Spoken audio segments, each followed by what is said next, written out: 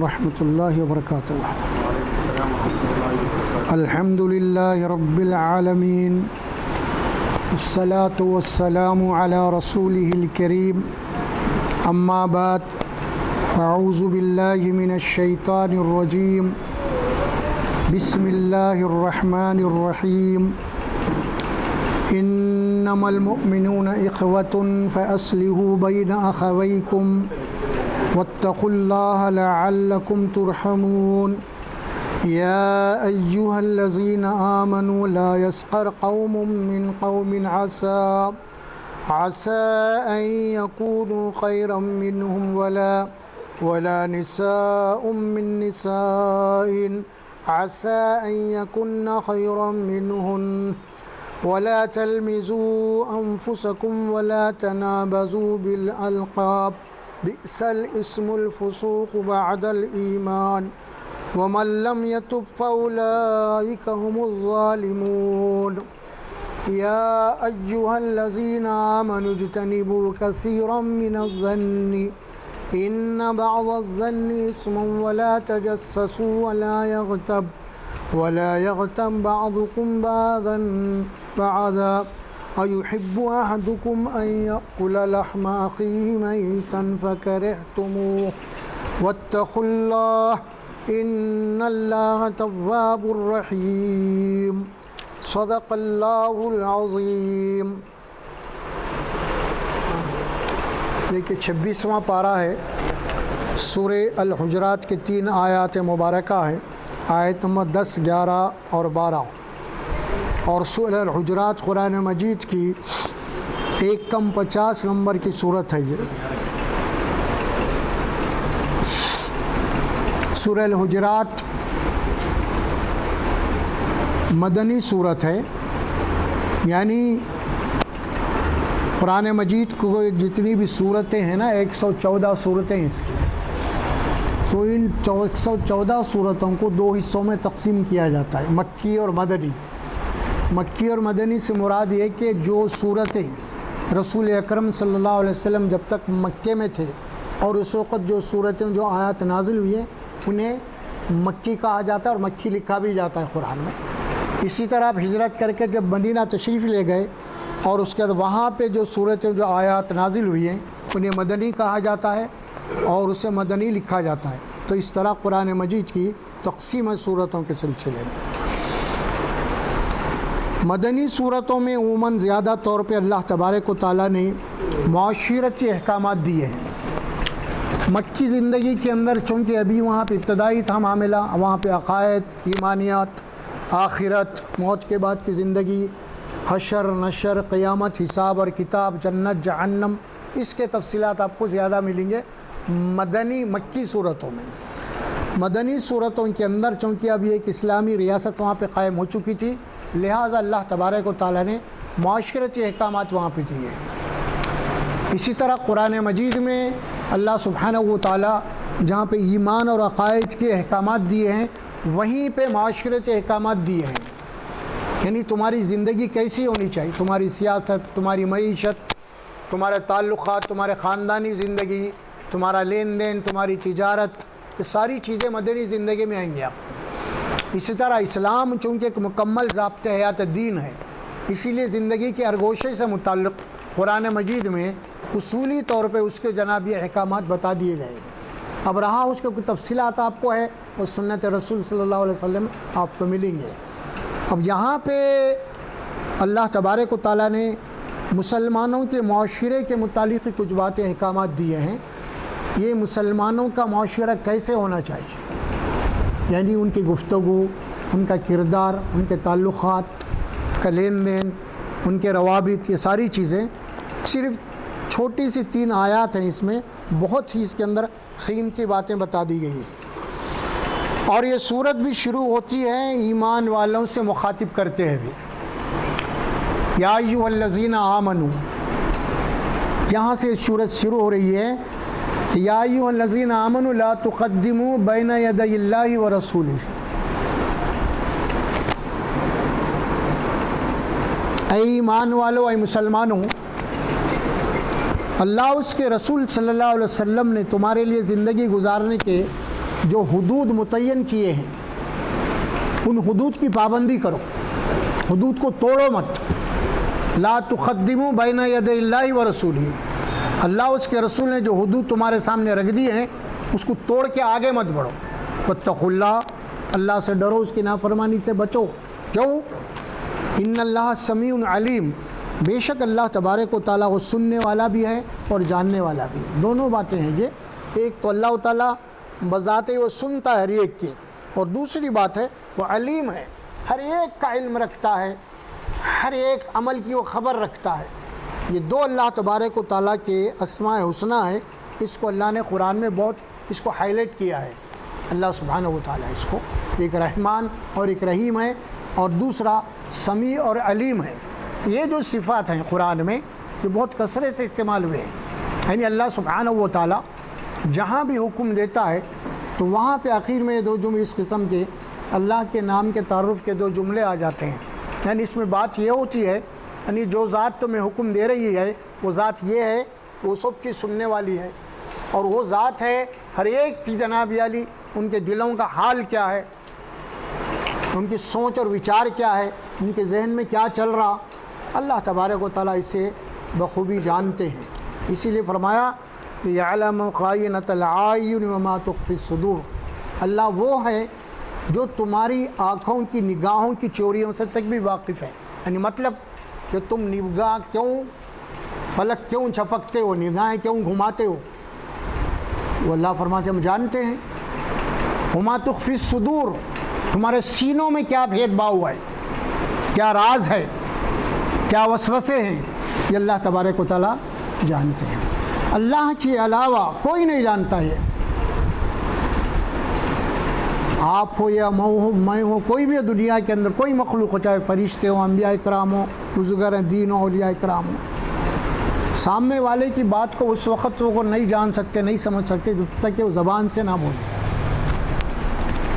وہ زبان سے نہ بولے، یعنی دل میں جو اس کی باتیں ہیں جب تک وہ زبان پہ لا کے اس کا اظہار نہ کرے اس وقت تک دنیا کے اندر کوئی ایسی ذات نہیں ہے جو جان سکے۔ وہ صرف اللہ کی ذات ہے جو تمہارے سینوں میں کیا چیز ہے وہ جانتا ہے، زبان پہ لانے کی ضرورت نہیں ہے اس کو، تمہارے سینوں میں کیا ہے، کیا خیالات ہے، کیا وچار ہے تمہارے، کس کے متعلق تمہاری کیا ذہنیت ہے۔ تم سامنے والوں سے بڑے تو ہنس کے مل رہے ہو لیکن اندر تمہارے دل میں اس کے متعلق کیا ہے۔ ہوتا ہے نا عموماً انسان برابر ڈبل مائنڈ ہوتا ہے انسان، میں آپ سے جناب علی بات تو بڑی اچھی کرتا ہوں ہنس مکھ کی، لیکن دل میں آپ کے متعلق بڑا بغض ہے میرے، آپ سے نفرت ہے۔ یہ کون جاننے والا ہے؟ یہ تو صرف اللہ جاننے والا ہے۔ اسی لیے قرآن مجید میں آپ پڑھی گے سورۃ البقرہ کے آخری رکوع میں، وہاں پہ اللہ تعالیٰ یہ بات فرماتے ہیں کہ یاد رکھو تم جو کچھ بھی ظاہر کرتے، جو کچھ بھی تم چھپاتے ہو، یحاسبکم باللہ، اللہ اس کا حساب لینے والا ہے، اللہ اس کا حساب لینے والا ہے۔ اللہ جانتا ہے کہ تمہارے سینوں میں کس کے متعلق کیا قدرتیں ہیں، کیا تمہارے سینوں کے اندر کس کے متعلق کیا نفرتیں ہیں، یہ ساری چیزیں اللہ کے علاوہ کوئی نہیں جانتا۔ اسی لیے اللہ فرماتے ہیں یحاسبکم بہ اللہ، اللہ اس کا بھی حساب لینے والا ہے، یہ بات کہہ دیا۔ تو آئیے اب یہاں پہ ہم چلتے ہیں آگے بڑھ کے، یہاں جو بات کہی گئی ہے نا یا ایھا الذین آمنوا، تو مطلب یہ ہوا کہ پوری صورت حالانکہ چھوٹی سی صورت ہے، 2 رکوعوں پہ مشتمل ہے یہ صورت، جملہ چھوٹی سی صورت ہے، اس میں بڑی اہم باتیں بتا دی گئی ہیں اور اس میں منافقین کا بھی ذکر کیا گیا ہے۔ تو اللہ اس کے رسول نے جو حدود تمہارے لیے متعین کر دیے ہیں، کھینچ دیے ہیں، جو لکیر کھینچے ہیں نا اس لکیر کو کراس مت کرو تم، یعنی ایمان لانے کے بعد ایمان والوں کو کچھ آزادی اور اختیار ہے، لیکن یہ آزادی اور اختیار تم وہاں پہ اللہ نے تمہارے لیے دائرہ کھینچ دیا ہے، اس دائرے کے اندر جو کچھ کرنا تو اسی میں کرنا ہے، بس اتنا اختیار ہے تمہیں، اس کے علاوہ کچھ بھی نہیں۔ تو اب جو آیت تلاوت کی گئی ہے وہ ذرا سماعت فرمائیے آپ۔ پہلی آیت آئیں گی، آیت نمبر 10 ہے یہ، انما المؤمنون اخوۃ فاصلحوا بین اخویکم واتقوا اللہ لعلکم ترحمون۔ اب یہ قرآن مجید میں اس قسم کے آیات آتے، انما اس کے معنی یہ ہوتے ہیں کہ حصر کے الفاظ ہوتے ہیں. حصر کے معنی یہ ہیں کہ اللہ تبارک و تعالیٰ جو بات کہنا چاہتے ہیں نا وہاں پہ اس بات کو اللہ تبارک و تعالیٰ کچھ مخصوص کر رہے ہیں وہاں پہ. انمل دیکھیے مومنون کے الفاظ بھی آتے ہیں لیکن یہاں کیا الفاظ ہے پہلے انما المومنون. جیسے اللہ تعالیٰ الہکم الہ واحد ہے نا لیکن اللہ کیا فرماتے ہیں انما الہکم الہ واحد. الہکم الہ ہے وہ لیکن اس سے پہلے کیا بولا انما الہکم الہ واحد. کیا مطلب حقیقت یہ ہے کہ اس کے سوائے کوئی الہ ہے ہی نہیں. حقیقت یہ ہے اس کے سوائے کوئی اور الہ معبود ہے ہی نہیں. اور یہاں کیا معنی پیدا ہو رہے ہیں انما المومنون اس قسم کے الفاظ میں آتے ہیں جیسے اولئک یہ بھی حصر کے الفاظ ہیں. ایاک نعبد یہ بھی حصر کے الفاظ ہیں. تو یہاں پہ بھی کیا اقرار کر رہے ہیں ہم نعبد ہم عبادت کرتے ہیں. نعبد کے معنی کیا ہے ہم عبادت کرتے ہیں تیری لیکن اس سے پہلے کیا ایاک ہے. ایاک میں کیا معنی پیدا ہو گئے نعبد کے معنی میں ہم عبادت کرتے ہیں. اب اس سے پہلے ایاک آ گیا یہ حصر کے الفاظ ہیں عربی زبان میں. اب اس کے معنی یہ پیدا ہوتے ہیں ہم صرف آپ ہی کی عبادت کرتے ہیں. نعبد ہم عبادت کرتے ہیں. ایاک نعبد سب کا انکار ہے کسی اور کی عبادت نہیں کرتے ہم. یہ ایاک صرف آپ ہی کی عبادت کرتے ہیں. یہ معنی پیدا ہوتے ہیں ایاک نعبد میں. ورنہ اگر خالی نعبد بولے تو ہم عبادت کرتے ہیں بس ختم. لیکن جب ایاک نعبد آپ کہتے ہیں اس کے اندر ایک زور ہے ایک فورس ہے ایک اللہ تبارک و تعالیٰ سے ہم اقرار کر رہے ہیں اللہ تیرے سوا کسی اور کی عبادت ہم کرتے ہی نہیں. یعنی سب کو وہاں پہ ہٹا دے رہے ہیں. اور یہاں پہ بھی یہ بات فرمایا اللہ سبحانہ و تعالیٰ انما المومنون. اب کیا معنی پیدا ہو رہی یعنی حقیقت یہ ہے حقیقت میں جو ایمان والے ہیں نا وہ آپس میں حقیقی بھائی ہو گئے. اخوتن کے الفاظ معنی کیا نکلتے ہیں بھائی. اخو کے معنی بھائی اخوتن کے معنی بھائیاں جمع. انما المومنون اخوتن سوائے اس کے کچھ نہیں ہے کہ سارے مسلمان آپس میں ایک دوسرے کے بھائی ہیں. یہ بات قرآن سمجھانا چاہ رہا ہے. آپ کا خونی رشتہ ہو یا نہ ہو آپ کے خاندان کا ہو یا نہ ہو وہ کسی ملک کا ہو کسی زبان کا بولنے والا ہو لیکن اگر واقعی میں وہ ایمان والا ہے تو اللہ فرماتی وہ آپ کا بھائی ہے ایمان کے اعتبار سے دین کے اعتبار سے. اب وہ آپ کے لیے اجنبی نہیں ہے. وہ اللہ بولیے وہ آپ کا بھائی ہے. انما المومنون اخوتن ہے نا. اب اس کی وضاحت میں احادیث کیا آتے ہیں یہ تو قرآن کی بات ہوگی. رسول اللہ صلی اللہ علیہ وسلم اس کی کیا وضاحت کرتے ہیں کیا تشریح کر رہی ہیں آیات کی. اللہ فرماتے ہیں انما المومنون اخوتن. اب رسول اللہ صلی اللہ علیہ وسلم کیا فرماتے ہیں المسلمون اخو المسلم. سارے مسلمان ایک دوسرے کے بھائی. المسلمون اخو المسلم پورے مسلمان دوسرے مسلمان کے بھائی ہیں. یہ کیوں بولی جا رہی ہے بات اسی لیے بولی جا رہی ہے کہ ایمان والے آپس میں کبھی بھی ایک دوسرے کے لیے اجنبی نہیں ہوتے. اسی لیے آپ کو اذان دے کے مسجد میں بلایا گیا ہے کندھے سے کندھا لگا کے ٹھہرنے کے لیے. نماز تو کہیں بھی ہو جاتی گھر میں نہیں ہوتی نماز سب جگہ نماز ہوتی لیکن مسجد میں آپ کو اسی لیے بلایا گیا ہے ایک دوسرے کے لیے آپ اجنبی. اور اس قدر تاکید کر دی گئی ہے مسجد میں آنے کے بعد میں کہ آپ ایک آدمی کھڑا ہوا ہے تو اس سے ذرا سا بھی گیپ دے کے نہیں ٹھہر سکتے آپ. کیوں ہے آخر یہ اتنی سختی کیوں کی گئی اس کی. سامنے آپ کھڑے ہوئے ہیں جماعت میں لیکن آپ وہاں پہ کوئی گیپ نہیں رہ سکتے آپ سامنے والے بازو والے کو نہیں. آپ کندھے سے کندھا لگا کے ٹھہرنا ہے آپ کو. یعنی ایک دوسرے سے آپ کا کنیکشن ہونا ہے ڈسکنیکٹ نہیں ہونا ہے. اب یہ کنیکشن جو ہے نا آپ کو جو مسجد میں بلا کے کیا جا رہا ہے یہ تو ایک پریکٹس ہے لیکن پوری زندگی کا اس کا تعلق ہے اصل میں. یعنی ایک مسلمان دوسرے مسلمان سے کوئی لا تعلق نہیں ہونا ہے. ایک مسلمان دوسرے مسلمان سے بے رخی نہیں کرنا ہے. سمجھائی جا رہی ہے مسلمانوں کا معاشرہ کیسے ہونا چاہیے. آپ کلمہ تو پڑھ لیے ہیں، نبی کے امتی ہیں، لیکن آپ کی عملی زندگی کیا ہے آخر؟ کیا آپ سمجھ رہے ہیں کہ خالی نماز پڑھ لی، حج کر لی، قربانی دے دیے تو کیا سمجھ رہے ہیں کہ آپ مسلمان ہو گئے؟ نہیں جناب علی، یہ دین پورا ہے۔ دین میں اللہ فرماتے ہیں کہ پورے آ جاؤ، یا ایھا الذین آمنوا ادخلوا فی السلم کافہ۔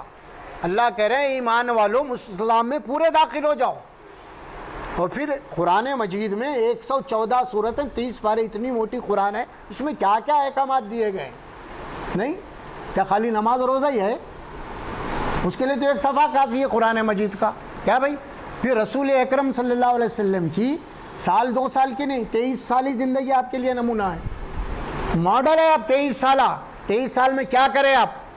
ہمارے لیے رہنمائی ہے ان کی، ہے نا؟ 2 دن سال 2 سال 6 مہینے نہیں ہیں، 23 سال کی آپ کی زندگی کیا ہے؟ کیسے کیسے مسائل آپ کے پاس آئے، گھریلو مسائل کیسے آئے، سیاسی مسائل کیسے آئے، دشمنوں کے ساتھ کیسا معاملہ ہوا، پڑوسیوں کے ساتھ کیسا معاملہ ہوا، اجنبیوں کے ساتھ کیسا معاملہ ہوا، غیروں کے ساتھ کیسا ہوا، یہ ساری زندگی پوری کی پوری آپ صلی اللہ علیہ وسلم کی 23 سالہ ریکارڈ ہے، پورے کا پورا ہے قرآن میں۔ قرآن میں اس کے اشارے ملیں گے آپ کو، اس کی ڈیٹیل، اس کی تفصیل جو ہے سیرت میں ملیں گے آپ کو۔ تو بولنے کا مطلب یہ ہے میرا، یہ دین کے معنی صرف یہ نہیں ہے کہ آپ نماز پڑھ لو، روزہ رکھ لو، عمرہ کر لو، حج کر لو، قربانی دے تو بس اسی کو دین سمجھ رہے ہیں۔ دین پوری زندگی کا نام ہے، پوری زندگی، پیدا ہو سے لے کے خبر میں دفنانے تک کیا کرنا ہے آپ کو، کیا احکامات دے اللہ اس کے رسول صلی اللہ علیہ وسلم۔ آپ کہیں بھی آپ جناب علی اپنی مرضی کو استعمال نہیں کر سکتے۔ آپ بار بار قرآن میں بات کہی دی گئی ہے، اطیعوا اللہ و اطیعوا الرسول، اللہ کی اطاعت کرو، اس کے رسول کی اطاعت کرو۔ تو رسول کی اطاعت کے معنی کیا ہیں؟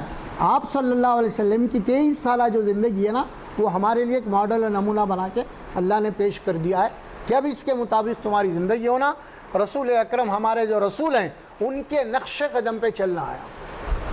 یہ اللہ کے احکامات بھی ہے اور ان پریکٹیکل طور پہ اللہ کے نبی صلی اللہ علیہ وسلم کی زندگی ہے۔ تو آئیے اللہ فرماتے ہیں کہ انما المؤمنون اخوۃ، کہ سارے مسلمان آپس میں ایک دوسرے کے کیا ہے بھائی؟ تو یہ حقیقی لوگ ہوتے ہیں، حقیقت میں۔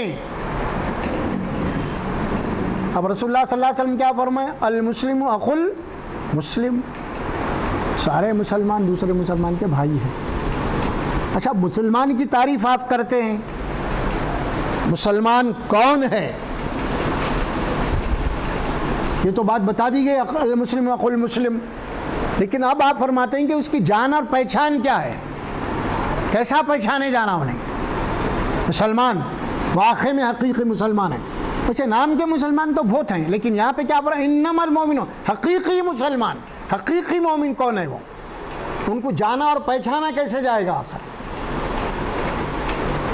اب آپ دیکھیں کہ دوسری حدیث آتی ہے، اللہ کے نبی صلی اللہ علیہ وسلم فرماتے ہیں المسلمون، پانی منگا، المسلمون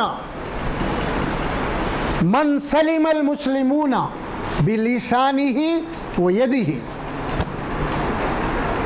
مسلمان وہ ہے جس کی زبان سے، جس کے ہاتھ سے کسی دوسرے مان کو تکلیف نہ پہنچے۔ یہ پہچان بتایا مسلمان کون ہے؟ المسلمون من سلم المسلمون بلسانہ و یدہ، مسلمان وہ ہے جس کے زبان سے، جس کے ہاتھ سے کسی دوسرے مسلمان کو تکلیف نہ پہنچے۔ کیا بھائی، کیا کہیں نا رسول اللہ صلی اللہ علیہ وسلم؟ آپ کا نام آئے تو ہم درود پڑھ لیتے ہیں، انگوٹھے چوم لیتے، اتنی عظمت ہے، لیکن عمل کیا ہے آپ؟ نبی کیا کہہ رہے ہیں؟ کیسے پہچانا جائے گا مسلم؟ تو آپ نے فرمایا کہ مسلمان وہ ہے جس کی زبان سے، جس کی ہاتھ سے دوسرے مسلمان کو تکلیف نہ پہنچے۔ دیکھیے، جائزہ لیجیے ابھی حدیث جو آ رہی بڑی اہم ہے، یہ رسول اللہ صلی اللہ علیہ وسلم کے اقوال ہے۔ یہ کسی لیڈر کی بات نہیں ہے، کسی مرشد کی بات نہیں ہے، کہ اکابرین کی بات نہیں ہے، کوئی لیڈر کی بات نہیں ہے، یہ بات ہے اس ذات مقدس کی جس کے احکامات کے اوپر چل کے آپ دنیا میں ہدایت حاصل کر کے آخرت میں جنت حاصل کر سکتے ہیں، اس کی باتیں ہیں یہ۔ آپ ان باتوں کو سرسری طور پہ نہیں لے سکتے آپ، ہاں چھوڑو بھائی، چلتے رہتا ہے، بولتے رہتے لوگ۔ آپ لیڈر کی بات کو نہیں کر سکتے، آپ مرشد کی بات کو کر سکتے، استاد کی بات کو کر سکتے، اکابرین کی بات کو کر سکتے آپ، لیکن رسول اللہ صلی اللہ علیہ وسلم کی باتوں کو نظر انداز کرنا یہ تو گمراہی کی بات ہے، ہدایت کے راستے سے ہٹ جانے کی بات ہے یہ۔ اسی لیے وہ باتیں جتنے بھی آپ نے فرمائی ہیں اس کے اوپر عمل کرے تو ہدایت ملتی ہے، نہیں تو نہیں۔ اب آپ نے فرمایا مسلمان کون ہے؟ المسلمون من سلم المسلمون بلسانہ و یدہ، مسلمان وہ ہے جس کی زبان سے اور اس کے ہاتھ سے کسی کو تکلیف نہ پہنچے۔ آپ جائزہ لیجئے ہماری زندگیوں کا، ہماری زبان ہے کیسے خینچیوں کی طرح چلتے ہیں گھروں کے اندر، ہم کیا بول رہے ہیں سوچتے ہی نہیں۔ میں جو الفاظ استعمال کر رہا ہوں کسی کے دل کو تکلیف تو نہیں ہو رہی کہیں، کسی کا دل زخمی تو نہیں ہو رہا کہیں، کسی کا دل ٹوٹ رہا تو نہیں۔ یاد رکھیے آپ، جسم کے اوپر جو گھائل ہوتا ہے نا وہ اس کا علاج ہو جاتا ہے وہ جلدی، لیکن زبان سے جو آدمی زخمی کرتا ہے نا وہ زخم زندگی بھر یاد رکھتا ہے۔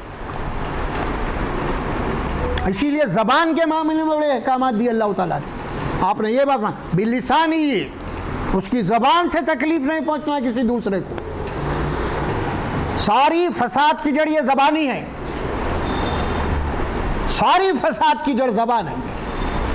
چند میٹھے بول لیجیے آپ، ختم مسئلہ، پیار و محبت باقی ہے۔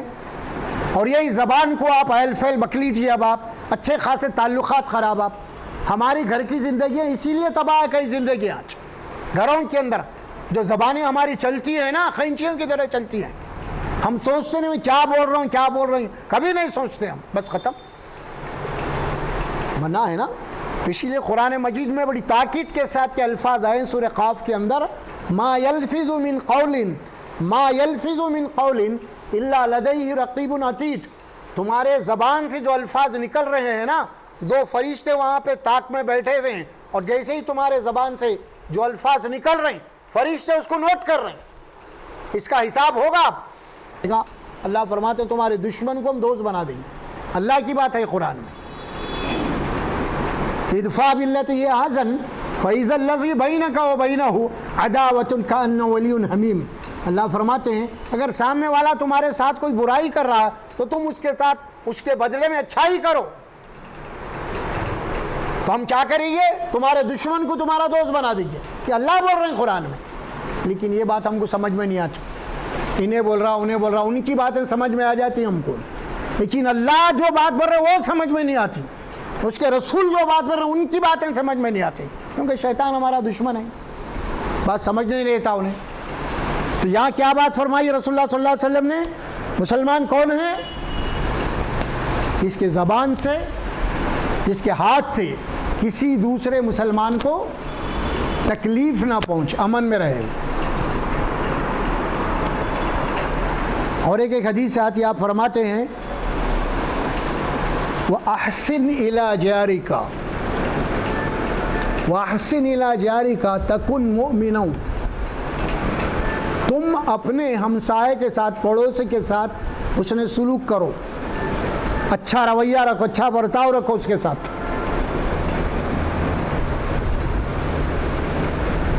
کیا فرمایا؟ وَأَحْسِنْ إِلَى جَارِكَ تَكُنْ مُؤْمِنًا، تم اگر اپنے پڑوسی کے ساتھ اچھا رویہ اچھا برتاؤ کرو گے تو اللہ کے نبی کیا فرماتے ہیں؟ تَكُنْ مُؤْمِنًا، کہ تم مومن بن جاؤ گے۔ خالی کلمہ پڑھنے سے نہیں بنتا مومن، تمہارا رویہ اگر ہے ایسا تو تم مومن بن جاتے۔ پھر کیا خیال ہے؟ وَأَحْسِنْ إِلَى جَارِكَ، احسان کرو اپنے پڑوسی کے ساتھ، اچھا سلوک کرو اپنے پڑوسی کے ساتھ، اچھا رویہ رکھو اپنے پڑوسیوں کے ساتھ، تَكُنْ مُؤْمِنًا، تاکہ تم مومن بن جاؤ۔ حدیث کا ایک ٹکڑا ہے. دوسرا ٹکڑا کیا ہے اس حدیث کا؟ وَأَحِبَّ لِلنَّاسِ مَا تُحِبُّ لِنَفْسِكَ تَكُنْ مُسْلِمًا. جو چیز تم اپنے لیے پسند کرتے ہو آپ تم دوسرے انسانوں کے لیے وہی پسند کرو تاکہ تم مسلمان بن جاؤ. مومن اور مسلم کہاں تعلق ہو آپ کا؟ عمل سے ہو گیا. جو چیز تم اپنے لیے پسند کرتے ہو اگر وہی چیز دوسرے انسانوں کے لیے تم پسند کرو گے تو کیا ہوگا؟ تکن مسلمن، تم مسلمان ہو جاؤ گے. بہت بڑی بات ہے نا. ان پریکٹیکل اللہ کے نبی بول رہے ہیں یہ کرو تو مسلمان. معاملات سے متعلق آپ نے فرمایا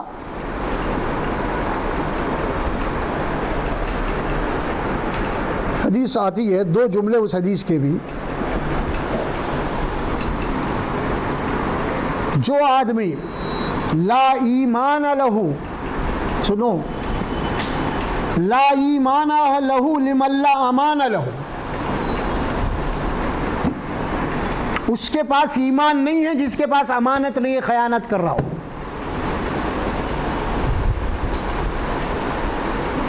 لا ایمان لہو لمن لا امان لہو، اس کے پاس ایمان ہے ہی نہیں، جو امانت دار نہیں ہے، خیانت کر رہا ہو، خائن ہے. اور ایمان اور خیانت دونوں ایک جگہ نہیں جمع ہو سکتے. حدیث کا دوسرا ٹکڑا کیا ہے اس میں؟ لا دین لہ لمن لا عہد لہ، لا دین لہ لمن لا عہد لہ، اس کے پاس دین نہیں ہے یا وہ دیندار نہیں ہے جو وعدے کا پابند نہیں. ہو گئی بات. اسلام آپ کو بتا رہا ہے تعمیر انسانیت، بہت اونچی تعلیمات ہے اسلام کی. خالی ہم کسی مسلمان کے گھر میں پیدا ہو گئے نام مسلمان رکھ دیے ہم سمجھ رہے ہیں مسلمان ہیں. مسلمان بننا پڑتا ہے. ان پریکٹیکل جو احکامات دیے عمل میں لانا پڑتا ہے آپ کو. اس میں غلطی ہو گئی، خطا ہو گئی تو اللہ سے توبہ کریں گے، معافی مانگیں گے. آپ یہ بات بتائی جا رہی ہے. میں یہاں پہ انما المؤمنون اخوۃ کی بات کر رہا ہوں، صرف اس جملے پہ گفتگو کر رہا ہوں. میں حقیقی مومن کون ہے؟ ایک دوسرے کے لیے بھائی کون ہوتے ہیں؟ کون ہے مومن؟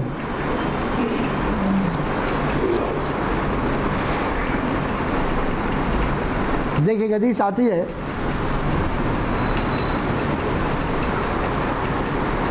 ملعون، ملعون بولے تو آپ کو معلوم ہے نا اردو میں سب ملعون، بڑا ملعون ہے بولتے ہیں، شیطان کو بولتے اکثر ملعون بولے. ملعون من ضار مسلم من ضار مومن او مکر به، وہ ملعون ہے وہ آدمی. کون؟ جو کسی مسلمان کو دھوکہ دے. ملعون یا اس کو نقصان پہنچائے، تکلیف پہنچائے. من ضار ضرر. دوسری ایک حدیث بھی آتی ہے جس میں آپ نے فرمایا مومن کون ہے، کیسی تربیت کی ہے. ٹھیک ہے، رسول اللہ صلی اللہ علیہ وسلم جتنی باتیں کہتے ہیں نا صحابہ کرام کی آپ نے تربیت کی، وہ پوری کوٹ کوٹ کی جناب علی ان کے اندر اسلام بھرا ہوا تھا. صحابہ تربیت قرآن سے تربیت کی تھی. مسلمان آپ نے فرمایا سباب المسلم فسوق وقتالہ کفر. مسلمان کو گالی دینا بہت بڑا گناہ ہے یہ. وقتالہ کفر، کسی مسلمان کو قتل کر دینا یہ تو کفر ہے، ایمان سے نکل جاتے تم. سباب المسلمین کفر وقتالہ، سباب المسلمین فسوق وقتالہ کفر. اس سے لڑائی جھگڑا کرنا، اس کے ساتھ قتال کرنا، یہ کیا ہے؟ یہ کفر ہے. یہ اور اس سے گالی گلوچ کرنا بہت بڑا گناہ اللہ کے نزدیک ہے مسلمان. اتنی ساری باتیں آ رہی ہے انما المؤمنون اخوۃ فاصلحوا بین اخویکم. حقیقت یہ ہے کہ تمام مسلمان آپس میں ایک دوسرے کے بھائی ہیں. اگر تمہارے درمیان میں بھائیوں کے درمیان میں کوئی رنجش پیدا ہو جائے، اختلاف پیدا ہو جائے، ہے نا، کوئی ٹینشن پیدا ہو جائے، تو تمہارا کام کیا ہے؟ فَأَصْلِحُوا بَيْنَ أَخَوَيْكُمْ. دونوں بھائیوں کے درمیان میں صلح کرا دو فوری. دیر نہیں ہونا، دیر ملے تو شیطان کو موقع ملتا، پھر بات چنگاری جا کے آگ بن جاتی. پھر وہ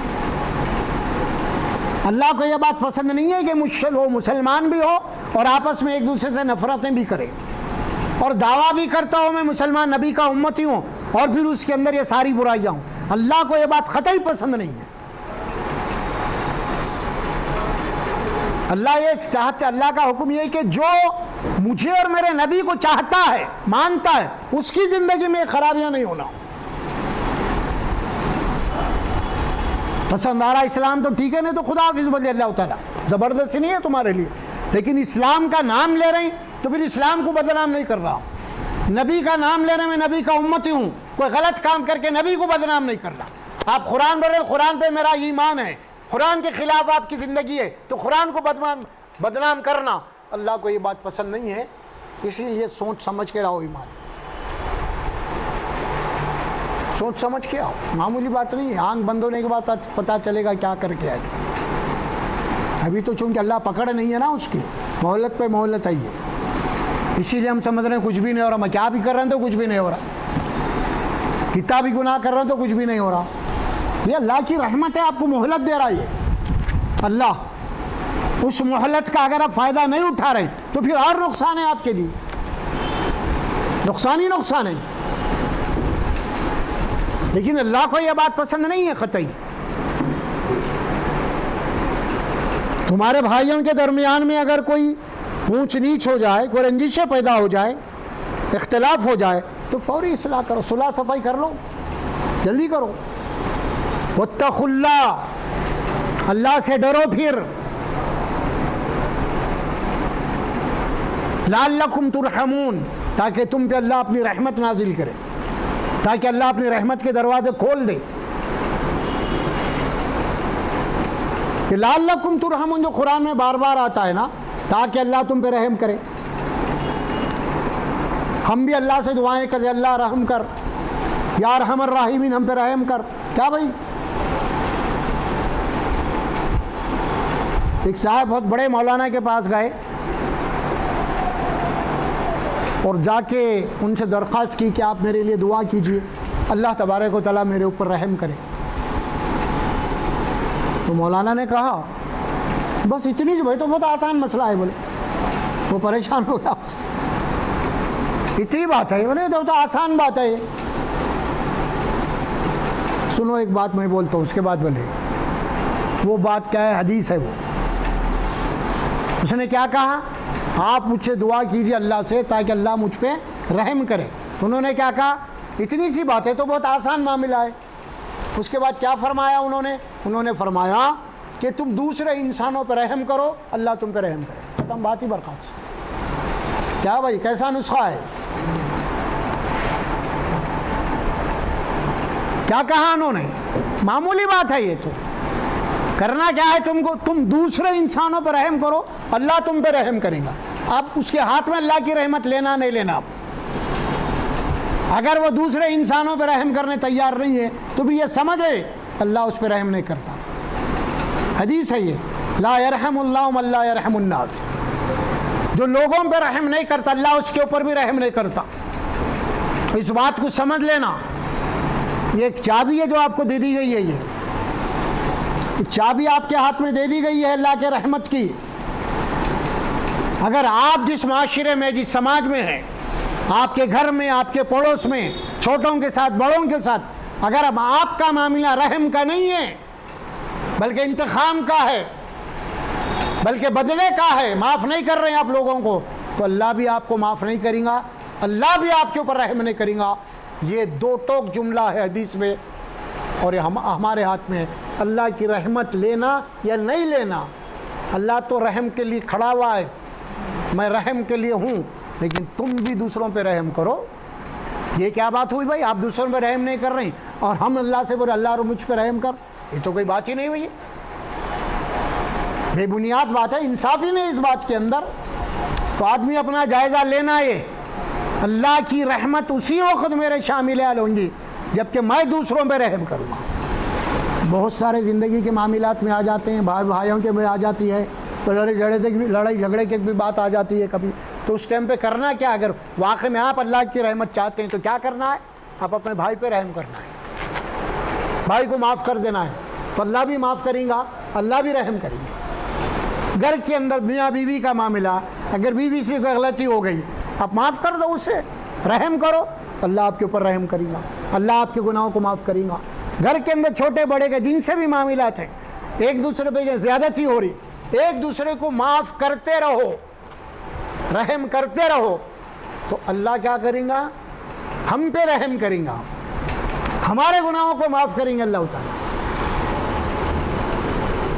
اللہ قرآن میں یہ پوچھ رہے ہیں ہم سے ایک صورت میں, شاید سورہ مائدہ میں آیت ہے, اللہ فرماتے ہیں الا تحبون ان یغفر اللہ لکم, کیا تم یہ نہیں چاہتے, کیا تم یہ نہیں چاہتے کہ اللہ تمہاری مغفرت کرے تو تم دوسروں کی کر دو. پھر کیا تم یہ نہیں چاہتے کہ تمہاری معافی ہو تو دوسروں کی معافی کرو تم؟ نہیں اللہ میں تو چاہتا ہوں میری مغفرت ہو, میں تو چاہتا ہوں میری معافی ہو, تم دوسروں کو معاف کرو, پھر دوسروں پہ رحم کرو. پھر تو یہ ہوگا کیا, پھر یہ معاشرہ ہے, کیا ہوگا آپس میں رحماؤں بینہم کا معاشرہ بن جائے گا, آپس میں ایک دوسرے پہ رحم کرنے والے, کرم کرنے والے, شفقت کرنے والے, ایک دوسرے کی غلطیوں کو معاف کرنے والے, زیادتیوں کو نظر انداز کرنے والے. جب ایسا معاشرہ, ایسا گھر, ایسا سماج ہو, کوئی لڑائی نہیں, کوئی جھگڑا نہیں, کوئی فساد نہیں ہوتا, پھر شیطان کو موقع ہی نہیں ملتا. شیطان کو موقع تو وہیں ملتا تو وہ آپ کے پہلے نفس کے اوپر انگلی کر دیتا انہیں, ارے تیرے کو ایسے گالی دے دیا انہیں, تیرے سامنے اتنی بڑی بات, تو خاموش بیٹھا تو کیسا, پھر چابی دیتا اب اس کے نفس کو, ارے ہاں بھائی, تب انہیں اس سے بڑھ کے کرتا, ایسا کیسا ہوتا, ایسا بولا انہیں, ایسا بولی انہیں, اب یہ شروع تو میں, یہ سب نفس کا معاملہ ہے. امتحان تو یہی ہے نا اصل میں. تو آپ امتحان میں کہاں بولے کھڑے ہوئے, کہاں ہیں آپ, وہی نفس کی مان رہے ہیں آپ. وہ ساری چیزوں کو بازو رکھو آپ, وہ شرک ہے, وہ بت پرستی ہے, قبر پرستی ہے, فلاں فلاں, سب بعد میں ہے, اصل نفس ہے پہلے. انہیں اگر سدھر گیا نفس, سب رائٹ ہوتا معاملہ. یہ نفس بڑا ڈینجر ہے. یہ اگر اس کو ہم خوابوں میں کر لیے, اس نفس کو, تو بھی ہر چیز خوابوں میں ہو سکتی ہے. لیکن اگر یہ نفس ہمارے کنٹرول میں نہیں آ رہا تو پھر معاملہ جو ہے کوئی چیز بھی کنٹرول میں نہیں آ سکتی آپ. اسی لیے پہلے نفس کی بات کہی گئی ہے نا, اسی لیے قرآن میں یہ بات کہی گئی. دو مقامات ہیں, سورہ جاثیہ اور سورہ فرقان. وہاں پہ تو اللہ تعالیٰ بولا ہے کہ نفس تو تمہارا, تو نفس کو تو تم نے خدا بنا لیا ہے. افرأیت من اتخذ الہہ ہوا, اے رسول صلی اللہ علیہ وسلم آپ نے اس کو دیکھا جس نے اپنے نفس کو خدا بنا لیا. اصل جو خدا ہے نا اس کی نہیں مان رہا, نفس کی مان رہا. خدا بنا لیا سے مراد کیا ہے, اللہ جو بات بولا معاف کر دو, درگزر کر دو, نظر انداز کرو, صبر کرو, غم کے گھٹ پیو, اللہ بول رہی ہے. تو ہم کیا بول رہے ہیں, نفس کیا بول رہے ہیں, نہیں ایسا کیسا ہوتا. تو اللہ کی بات کو ہٹا کے نفس کی بات کو مان رہے ہیں. تو اللہ کیا بول رہے ہیں, تو اللہ بول رہے ہیں کہ اس نے اللہ کے مقابلے میں اپنے نفس کی بات مانی اور اللہ کی بات کو بازو رکھ دیا.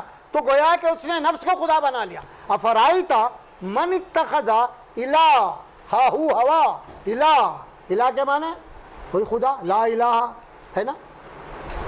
ہوا کے معنی کیا ہے عربی زبان میں, ہوا کے معنی نفس کے خواہشات, جو اندر سے نفس بڑھ رہا وہی کرنا, اللہ اس کے رسول کے احکامات کو بازو رکھ دینا, کوئی اہمیت نہیں اس کی. جو نفس بول رہا میں, یہ معاملہ کیا تھا, نفس کا ہی تھا نا. فرعون کیا کرا فرعون, یہی تو کرا نا. अना रब्बुकुमुल आला, बोला ना फिरौन, मैं हूँ रब, कुरान बोला है। क्योंकि उसकी इतनी ताकत थी, इतनी फौज थी उस ज़माने में, सबसे ज़्यादा फौजी ताकत रखने वाला फिरौन उस दौर में, ज़िल औताद बोला अल्लाह ताला उसकी फ़ौज को कुरान में। कह रहे कि उसको बड़ा घुमंड था अपनी ताकत के ऊपर, लिहाजा उन्हें अल्लाह की बात को भी नहीं सुन रहा था। मूसा अलैहिस्सलाम जा रहे हैं समझाने के लिए, उनको भी पूछ के फेंक दे रहा था। मैं बोल रहा था सिर्फ ये नफ्स, वो ताकत अगर हमारे पास आ गई फिरौन के वैसी, तो फिरौन से कम नहीं है, हम भी उससे आगे निकल जाते हैं। हम कुछ भी नहीं है तो इतना है हमारे पास, नहीं कुछ भी नहीं है तो इतना है। जब वो ताकत वो क़ुव्वत आएंगी जो अल्लाह ने फिरौन के दिए थे, तो फिर फिरौन को पीछे छोड़ देते अपन, नहीं है बोल के कर रहे हैं ये सब, और कुछ भी नहीं है। तो असल मामला नफ्स का है, नफ्स इलाह खुदा बन के बैठा हुआ है। अल्लाह सुब्हानहू व तआला क्या बात फरमाए, सुलह करवा दो, वत्तकुल्लाह, वार्निंग है। उसके बाद हुक्म दिया अल्लाह, फिर वार्निंग दिया, सुलह करा लो आपस में, तुम भाई भाई है। वत्तकुल्लाह नहीं कराएंगे तो फिर डरो अल्लाह से, फिर तुम उसकी पकड़ से नहीं बच सकते, फिर तुम कोई बचाने वाला नहीं है वहाँ पे। गलत फहमी में नहीं रहना तुम भाई। रसूल की नाफरमानी करके, अल्लाह की नाफरमानी करके फिर उसी के दरबार में हिसाब में जाना है, तो वहाँ कौन बचाएंगा आपको?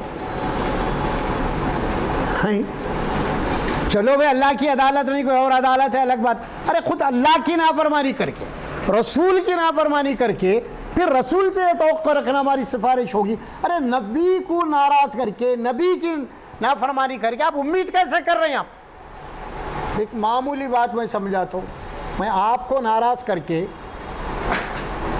आपको नाराज कर दिया भाई, आपसे ताल्लुकात सही नहीं है मेरे, और कोई ऐसा काम है वो काम आपसे बनने वाला है। अरे भाई वो साहब के पास जो आपका काम बन जाता, अरे भाई उनसे तो मेरे ताल्लुकात सही नहीं है, लड़ाई झगड़ा हो गया, तो आप सोचो कितना सोच रहा हूँ मैं, क्योंकि वो उससे मेरे ताल्लुकात सही नहीं है, मैं कैसे जाऊँ उनके पास आकर, जब हमारे ताल्लुकात नबी से सही नहीं है, रसूल से सही नहीं है, हम क्या उम्मीद लेके जाएंगे वो सिफारिश करेंगे? अक़ल के खिलाफ, फितरत के खिलाफ, इंसानियत के खिलाफ, कॉमन सेंस के खिलाफ है। जिसको नाराज करके आप ये समझ रही वही सिफारिश करेंगे मेरी, इससे ज़्यादा बेवकूफ़ी और क्या हो सकती है आपकी? हो सकती कुछ नहीं हो सकती। हम तो बोल रहे हैं कि भाई जिसके हाथ में हमारे, हम मजबूर है भाई, उनके बगैर काम नहीं बन सकता, हम तो उसको नाराज़ नहीं होने देते। हम ऐसे आदमी को, अरे भाई हमसे काम पड़ने वाला है, वहाँ जाना है, मेरा काम बनता, लिहाजा उनसे मैं नाराज़ नहीं हो सकता, क्यों, वहाँ जाना है, मेरे को काम पड़ने वाला है। हम तो ये चक्कर चलाते हैं दुनिया में भी नहीं।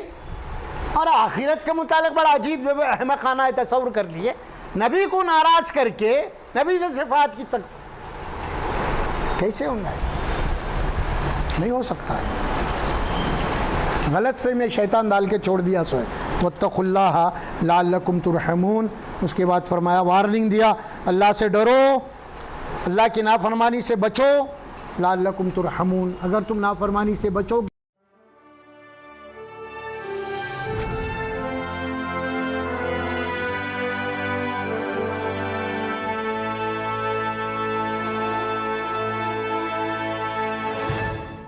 कुरान